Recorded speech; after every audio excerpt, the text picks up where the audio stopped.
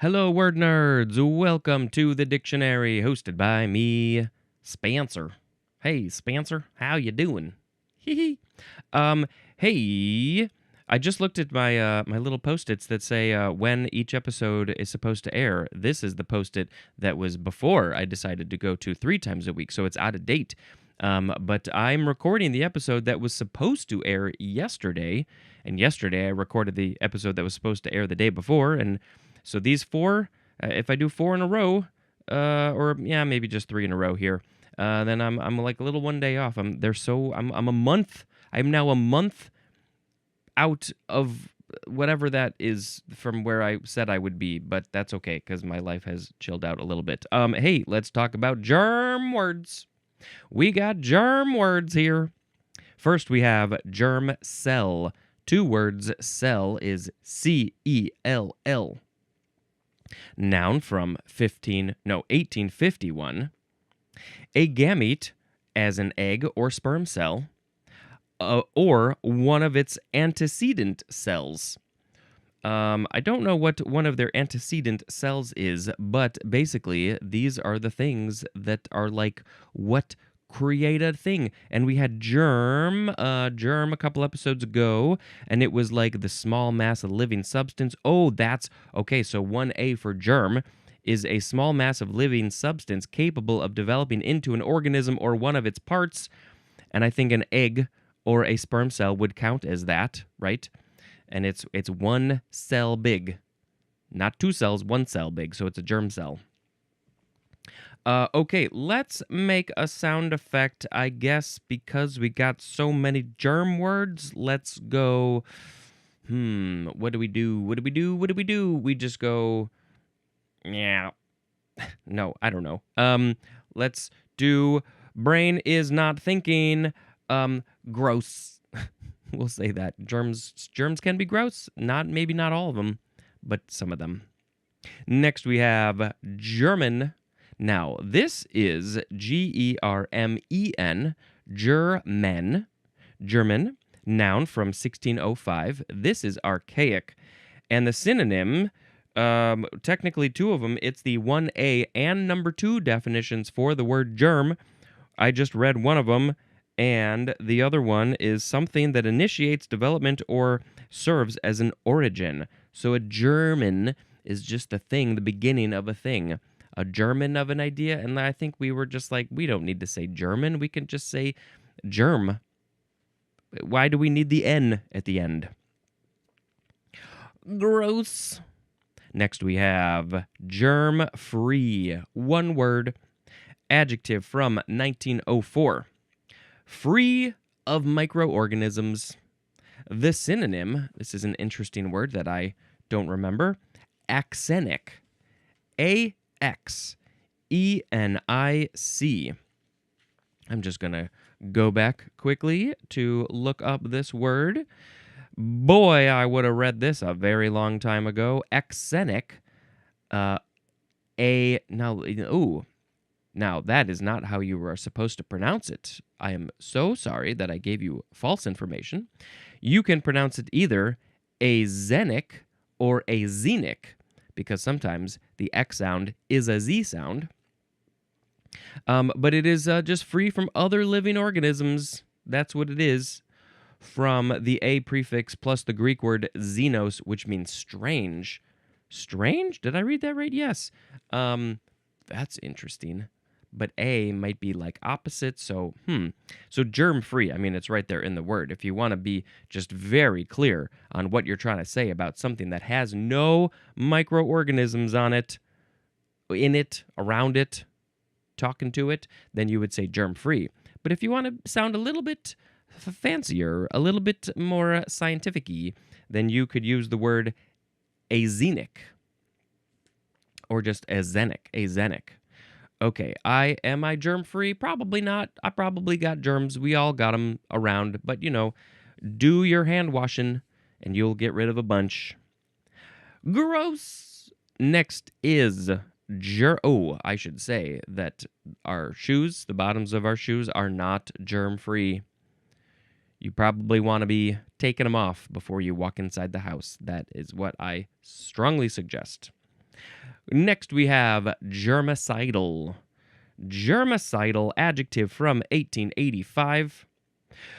Of or relating to a germicide, also destroying germs.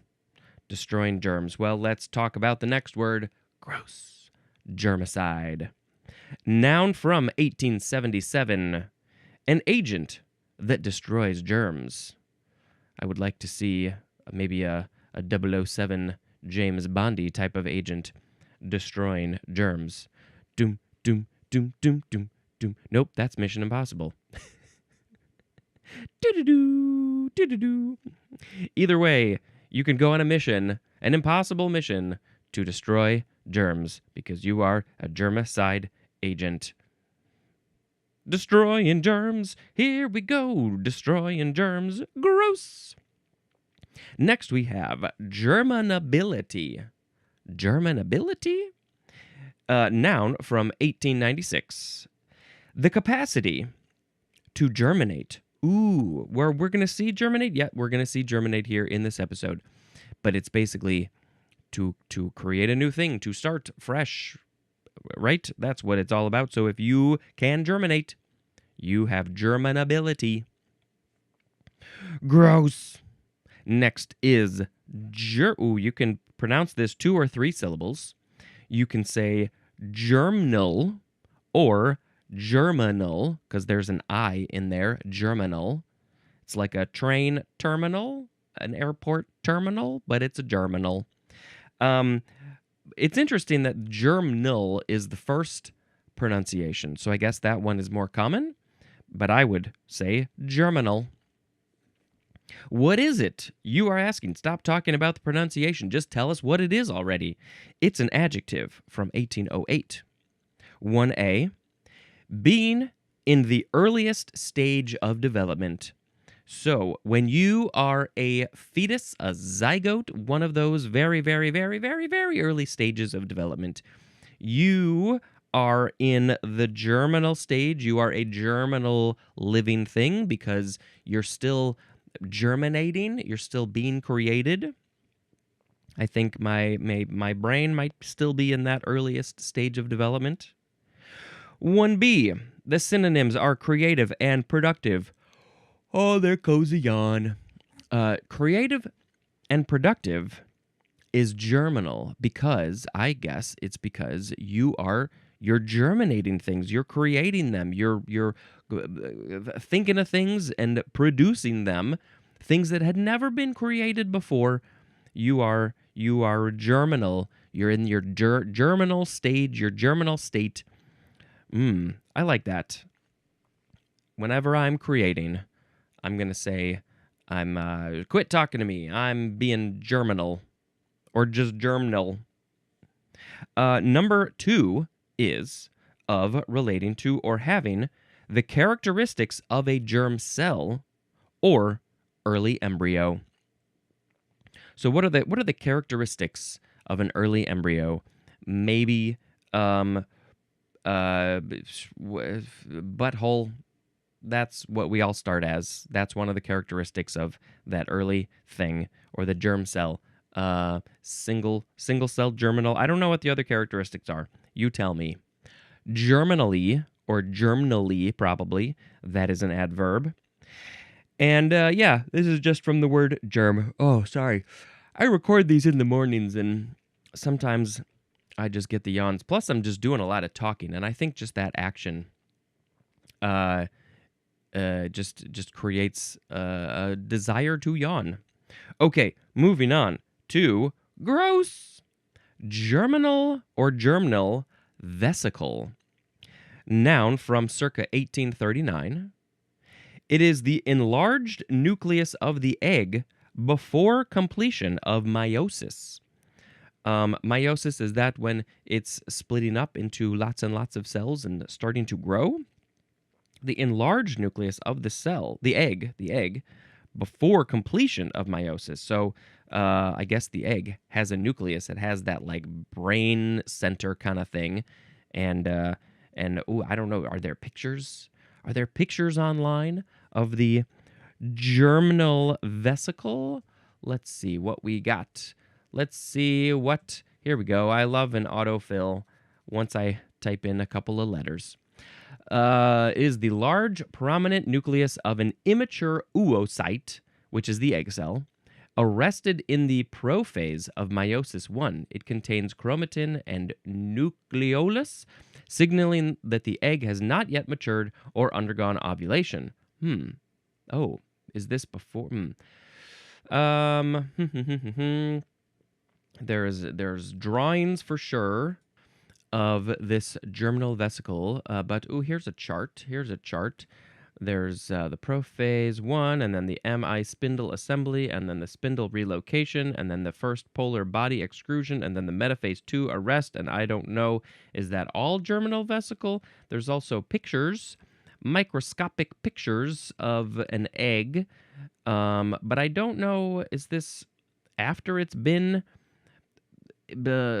stabbed by the sperm? That's not the correct word. I'm not really sure. I would have to do some reading up. This is a whole big chart of more stuff, more versions of the egg or something. I don't know. Anyway, it's the egg cell in a certain phase. Germinal vesicle. Gross. They're obviously not all gross. Germinate is next. Verb from 1610. First is transitive, which is to cause, to sprout, or develop. So germinating a thing. Maybe if you are watering a plant, putting it in the soil, putting it in the sun, maybe you are germinating it, or also the other aspects are germinating it, the soil and the water and the sun. You're all working together as a team to make this little baby grow, sprouting and developing. But then we go to intransitive, number 1. To come into being. Excuse me, I'm going to germinate now. I'm just going to come into being. Pop, here I am. Hello. The synonym there is evolve, as in, before Western civilization began to germinate. That is a quote from A.L. Kroeber. So Western civilization began to evolve, come into being, be existed. It germinated, but before it germinated, there was something that A.L. was talking about. Number 2, to begin to grow, the synonym is sprout. So that tiny little plant that you are watering and putting in the soil and putting it in the sun, once it starts getting going, it is itself germinating itself. It's sprouting. It's popping up above the dirt to look at the sun face to face and say, oh, that sun feels so good. Oh, it was so cold and dark in the soil, but now I'm in the sun and ooh, I'm happy now. Happy! Germination is a noun. Germinative or germinative, that is an adjective. And this is from the Latin verb germinare, which means to sprout. And that is also from German. Here we go. Our word at the beginning of the episode, German, which means germ, basically. The Latin, German, means bud or germ. So that's where obviously it all comes from germ. We know that. Gross. Next is germ layer. Germ layer, noun from 1877. It is any of the 3 primary layers of cells differentiated in most embryos during and immediately following gastrulation. Do we need to be reminded about gastrulation?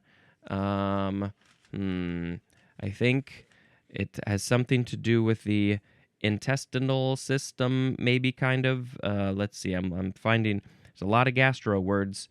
And gastrulation is the process of becoming or forming a gastrula, which I think is that we were all that at the beginning.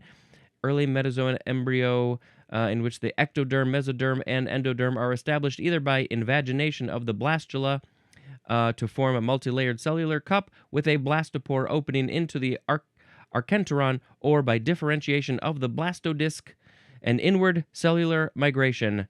So yes, I believe that was the form that we were all taking at the beginning. And so going back to the germ layer, There's three primary layers of cells, and one of them, they're all the germ layers because they're the layers of cells in the germ thing, the new body that's being created.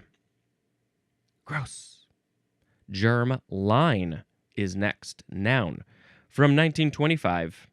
The cellular lineage of a sexually reproducing organism from which eggs and sperms are derived. Also, the genetic material contained in this cellular lineage, which can be passed to the next generation. Star Trek, The Next Generation. The cellular lineage. Okay, so this is not a physical thing. This is the lineage of cells of a sexually reproducing organism from which eggs and sperm are derived. Also, the genetic material contained in this cellular lineage, which can be passed to the next generation.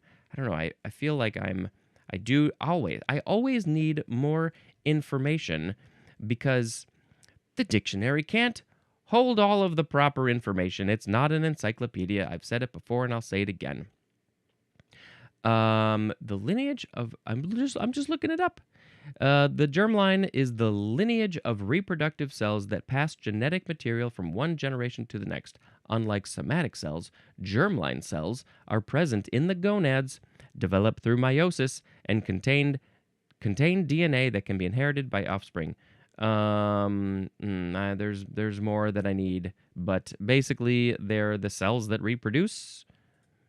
The germline cells are the cells that are reproducing. Okay, moving on to gross. Germaphobe. Oh, a germaphobe is definitely saying gross to the germs. Noun from 1922. A person who has an abnormal fear of germs. Germaphobic is an adjective. I know people like this, a germaphobe. I'm a germaphobe. I'm nervous about all the germs out there in the world, so I'm going to do what I can to have no germs, and it's not possible.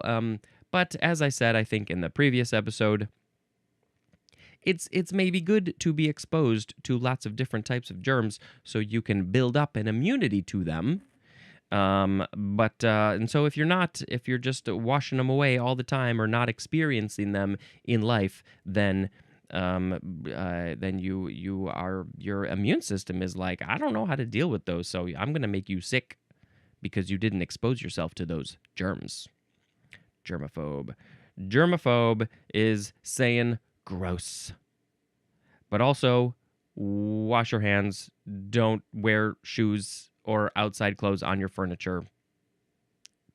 Yeah, if you can. I said gross, and I just said it again. Let's say it a third time, gross. Next, we have germplasm. Now, this is one word, so you would say germplasm. Germplasm. Noun from 1889. Number 1, germ cells and their precursors serving as the bearers of heredity and being fundamentally independent of other cells.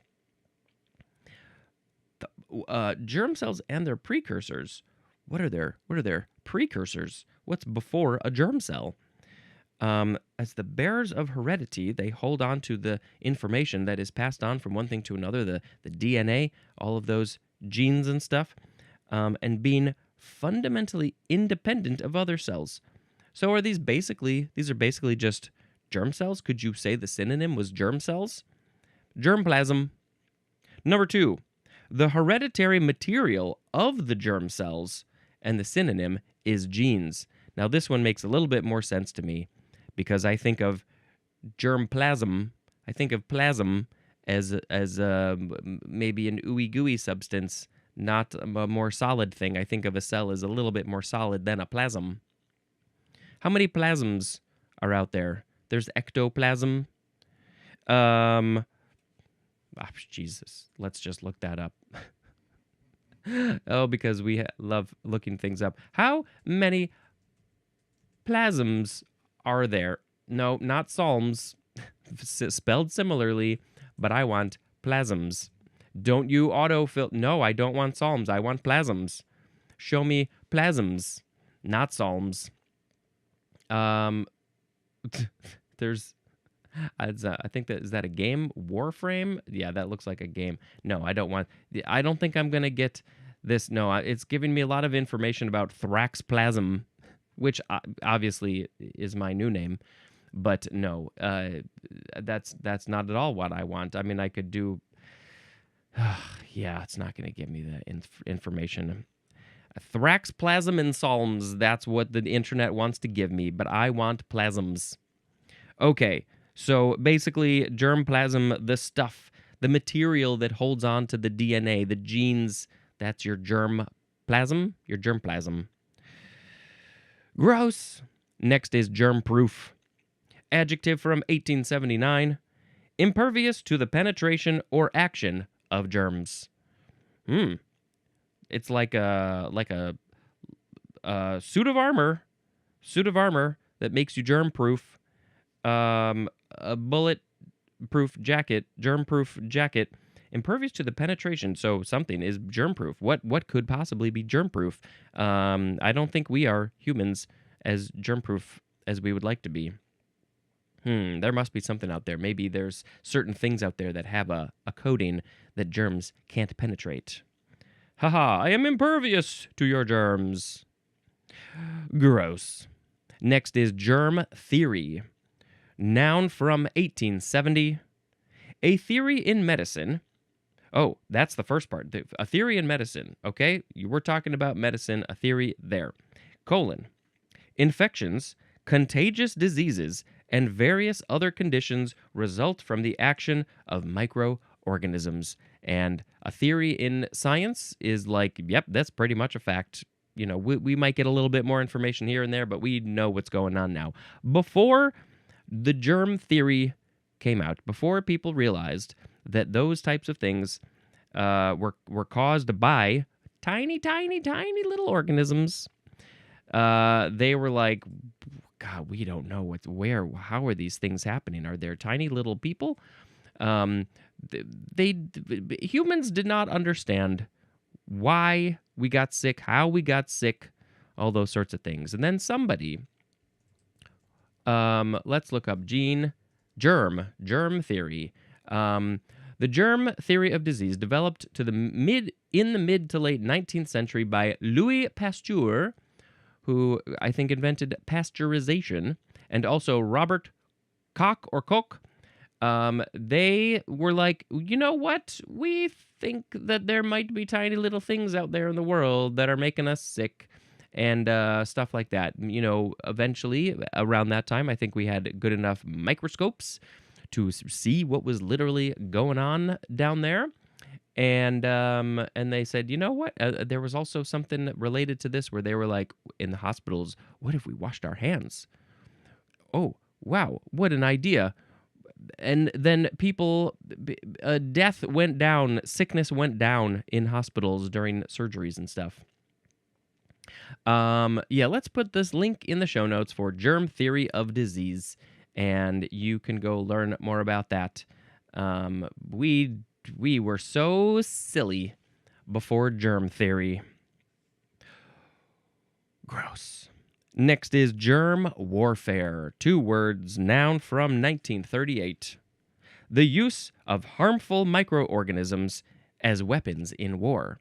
And examples, one example is just bacteria. Maybe filling a bomb with bacteria and spreading it over your enemy, and then they got bacteria, and then they would have a right to be germaphobes.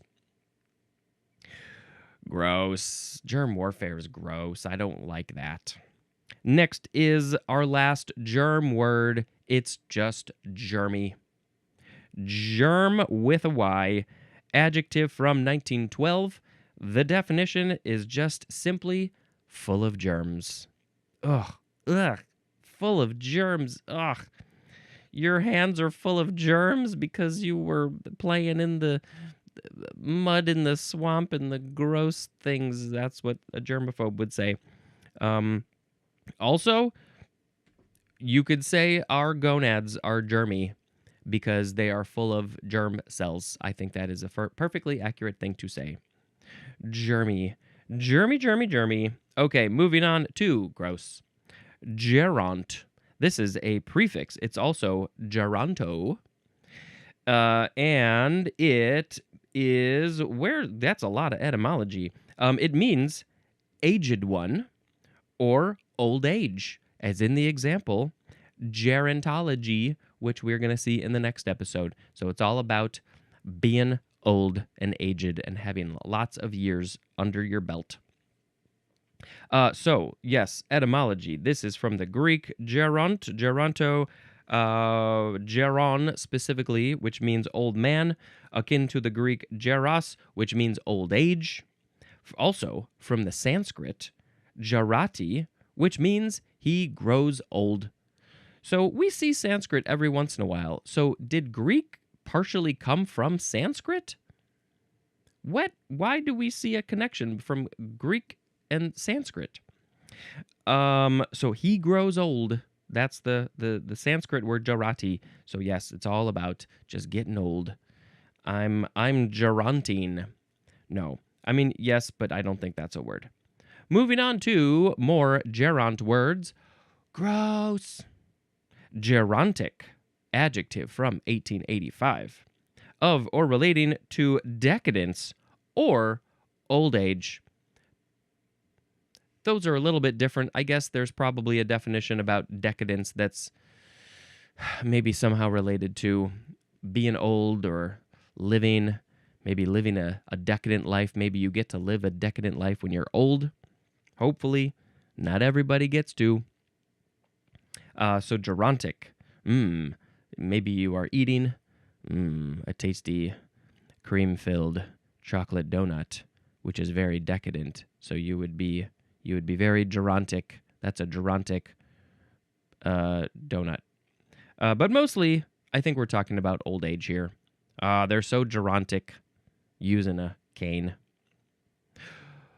Gross. Our last word is gerontocracy. gerontocracy. Gerontocracy. Interesting word. What is it? It's a noun from 1830. It is rule by elders. So, a culture, an area, a group of people that is ruled by elders, which you see a lot in movies. You see a lot of cultures, maybe fictional cultures, sci-fi cultures. They're often ruled by the elders, which I think is fairly common in a lot of places. So, gerontocracy. The old people are running the place. But more specifically, a form of social organization in which a group of old men or a council of elders dominates or exercises control. And unfortunately, yes, usually it is men. And I think that that's not great. I think we need an equal amount of men and women. And of course, if there are non-binary people, they should be included as well because they have a whole other perspective on things. Gerontocrat. Gerontocrat is a noun. That would be one of the elders. Gerontocratic. That is an adjective. So a society could be described as gerontocratic.